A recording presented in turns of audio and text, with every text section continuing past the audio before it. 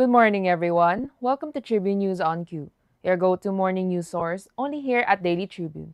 We're live on Daily Tribune's Facebook page, Tribune Now on YouTube, and Daily Tribune Official on TikTok. I'm Louisse Kalingag, bringing you today's top stories. Let's kick things off with today's weather. A low-pressure area in the southwest monsoon, or habagat, will bring rains to large parts of the country, Pag-asa said Thursday. The LPA was spotted 380 kilometers northeast of Daet or 390 kilometers east of Kasiguran. Expect widespread rains in Cagayan Valley, Cordillera, and Aurora, Metro Manila, Calabarzon, Bicol, and parts of Mindoro and South in for scattered thunderstorms. The rest of the country may see occasional downpours. Stay tuned for further updates. For our traffic segment, two separate road crashes are slowing down traffic in Metro Manila this morning. As of 8:23 a.m., a collision involving a motorcycle, PUJ, and an SUV at A. Bonifacio near Ayala Mall southbound has taken up one lane. Meanwhile, a van and truck figured in another crash along C5 Bagong Ilog before the flyover southbound at 8:22 a.m. MMD enforcers are on site at both locations to manage the situation. Now let's move on to today's headlines. In a high stakes Senate session, lawmakers voted 19-4-1 to archive the impeachment complaint against Vice President Sara Duterte following a Supreme Court ruling that declared it unconstitutional. Despite a pending motion for reconsideration from the House, the Senate deferred to the High Court's authority, citing procedural lapses. Senator Marcoleta called the complaint dead on arrival, while Minority Leader Soto warned against rushing without a final ruling. President Ferdinand Marcos Jr. will not release names linked to the alleged flood control scam until investigations are complete, Malacanang said Wednesday. Speaking from New Delhi, Palace Press Officer Claire Castro emphasized that the president won't publicize unverified information. Amid growing calls for accountability, Marcos insists on due process and legal action based on evidence, urging improved transparency in infrastructure spending ahead of the 2026 national budget.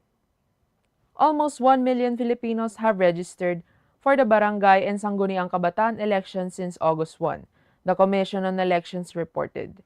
COMELEC Chair George Garcia called it a historic turnout, praising both public and private partners.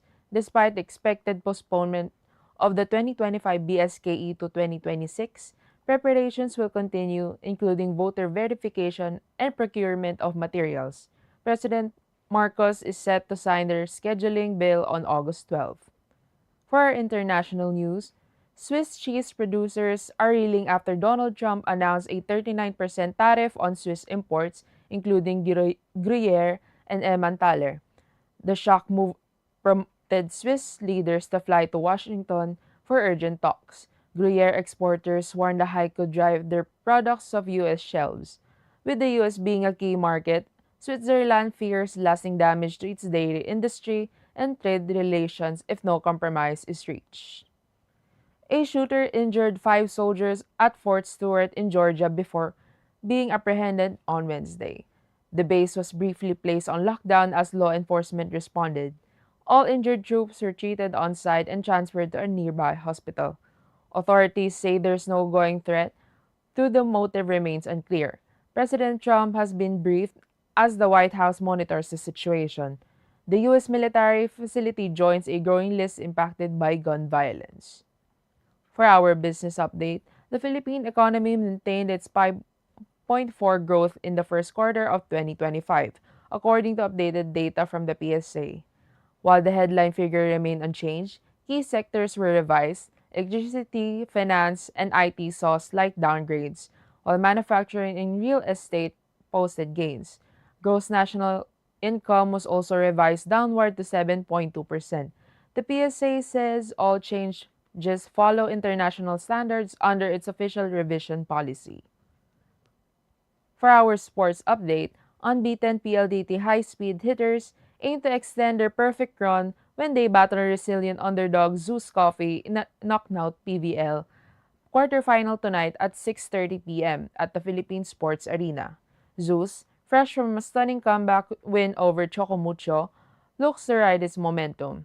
Earlier at 4 p.m., second seed Signal takes on Akari with rookie Bea Bonafé and top scorers Laxina, Soyud, and Soltones, anchoring the Chargers' semifinal hopes. For our entertainment news, Kelly Mack, who rose to fame as Addie in The Walking Dead, has passed away at 33 after a brave fight against rare spinal cancer. Her family announced her peaceful passing on August 3, surrounded by loved ones. Remembered for her emotional depth on screen and strength off screen, Mack openly documented her health battle to inspire others. Fans and peers mourned the loss of a vibrant actress whose light continues to shine. Now, a quick look to today's horoscope. Discipline and focus take center stage for Capricorns today. It's a great time to tackle long term goals or revisit unfinished plans. Your practical mindset will help you make smart decisions. Avoid distractions and stay ready. Progress may be slow, but it will be solid and rewarding in the end. Check your luck. The universe might have a surprise in store. For our trivia, Katribu, did you know on August 2, 1968, a magnitude 7.3 earthquake struck Casiguran, Aurora around 4 a.m., triggering the tragic collapse of the Ruby Tower in Santa Cruz, Manila. Over 270 lives were lost, marking it as the deadliest earthquake in the country's history at the time, a somber reminder of nature's power. For our viral video, going viral with over 900,000 views and 55,000 likes is blogger Jenny Chua's take on the smile if you want a new mommy trend. In the clip, her daughter Jenna flashes a quick smile, then unexpectedly bursts into tears. The emotional twist left netizens wondering what changed. Jenny captioned the post, "She didn't smile, she only wants me as her only mommy." The video continues to spark both laughter and heartfelt reactions online. That's all for now. Join us again at noon for more updates. I'm Louise Kalingag, and this has been Tribune News on Q. Have a great morning.